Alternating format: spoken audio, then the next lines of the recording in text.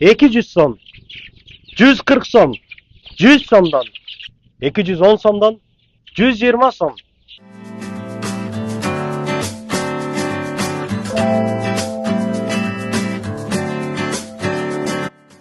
Урматтуу көрүүчүлөр, дал ушул чөжөлөр сатылууда.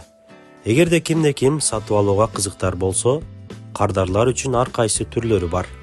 Ал үчүн сиз картада көрсөтүлгөн дарек боюнча ээсинин үйүнө келесиз.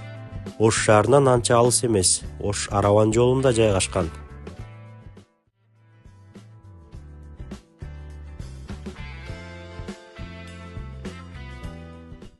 Жогорудагы айтылган дарек боюнча ушул жол менен келе бересиздер. Туура келгенде 200 метрден соң оң тараптагы мына ушул 116 номер дарегиндеги үйгө киреңиздер. Киргенде сиздерди Кубаныч мырза өзү тосуп алат. Ассалам алейкум. Алейкум Жакшы. Манай автоунун чакыруулар боюнча келип калдык. Хош келипсиңер. Өзүңүз бизге айткан маалымат боюнча чакан бир тоок ферма дейбизби, чөжө фермасын баштапсыз. Айыл жергелеринде, тоо шоголондорго, негизи ушул Ош областы боюнча чөжөлөрдү сатка чыгарыпсыз, Ооба, бул жакта эми чөжө ферма деп койсок болот, тоок ферма деп койсок болот. Чакан фермабыз бар, семейный. Бул жак. Жүрүңүздөр, баштан көрсөтөлүчүн.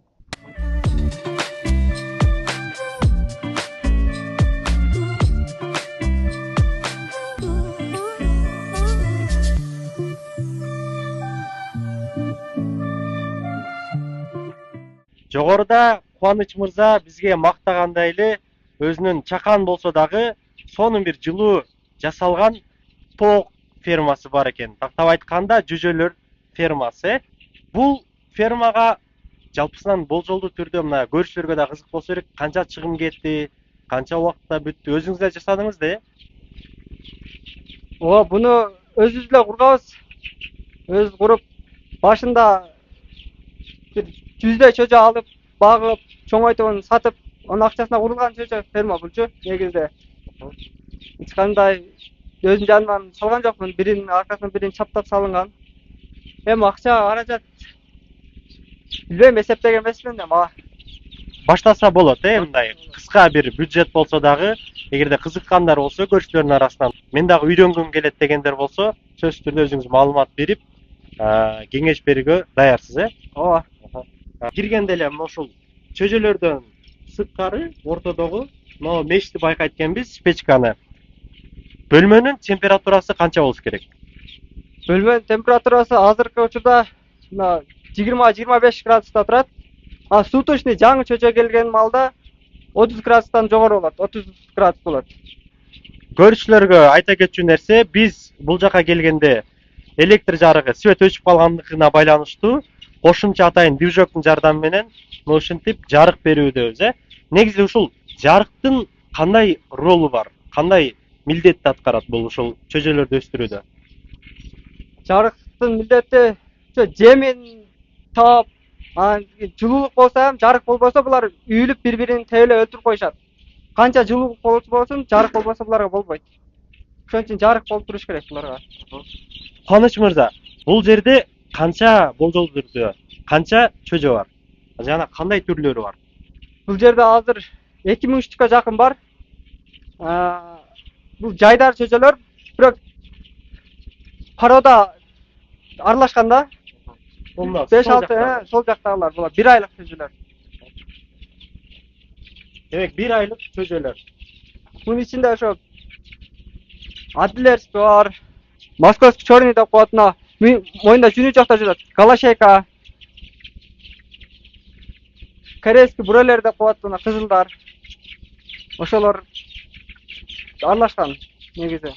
Стакандар бар аралашкан. Эми бул эми аралашка өзүнүн кашеки чөжөлөрүн аралаштырып, чоңураак тоок кылыш үчүн максатында болгон да буларчы.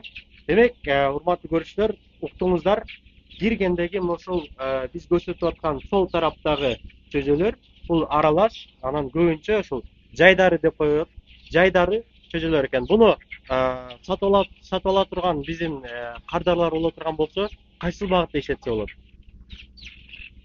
Кадимкидей эле өзүн тооктой эле tukum, et bagытында işletse болот. Bir aydan ötkөн çöçölөр, bir ay убакыт болуп калыптыр. Булардын baası канча болот? Baası bularga bir aylıklar şu 140 сомдон. 140 сомдон, 140 сомдон аймактарга салып берем, таксинин акчасын өздөрү төлөп алып калышат. Эсli келе албай, эми 13 23 келе алышпайт, эми көбүчө шарты жумушта болуп калат. Өзүм салып берем аларды.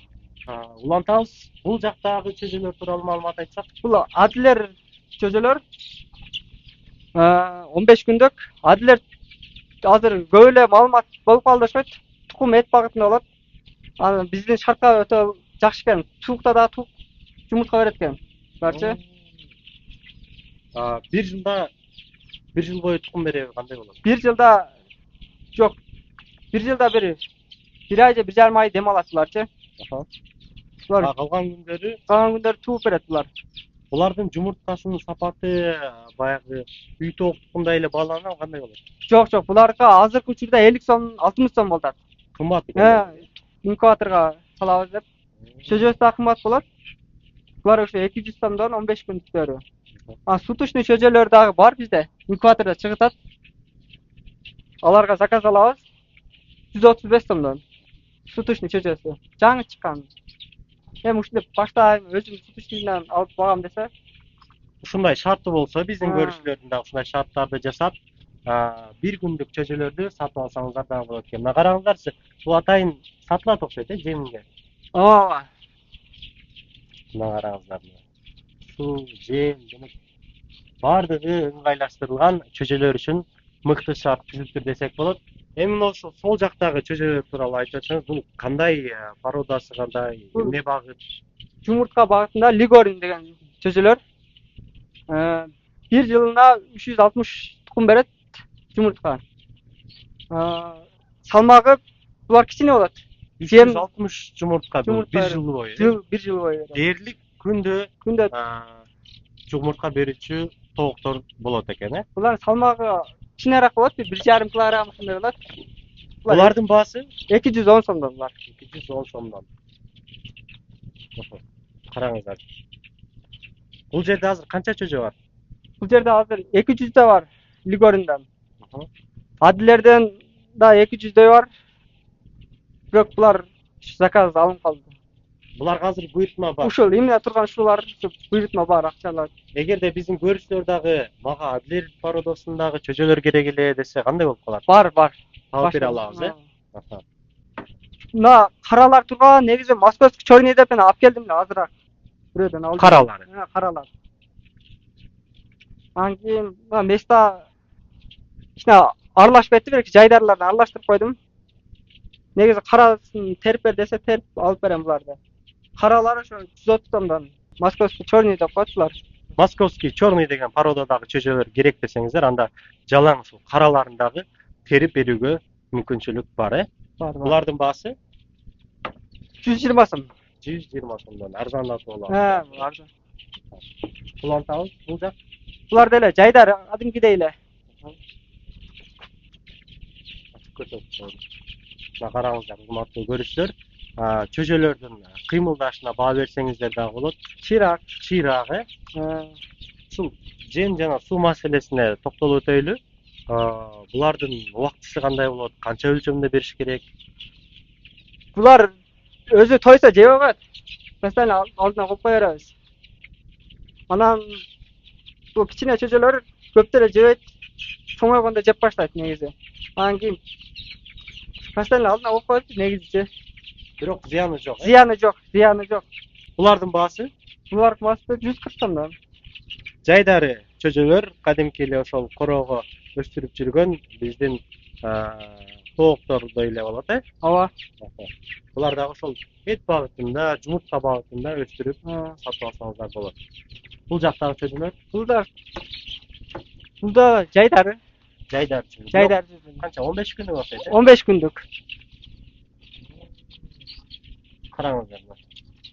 Көп экен бул жакта. Бул жакта 15 күндүк жайдары чөжөлөр, булардын баасы? Булар 15 күндүктөрү 100 сомдон берем mayli. 100 сомдон берем mayli дейт.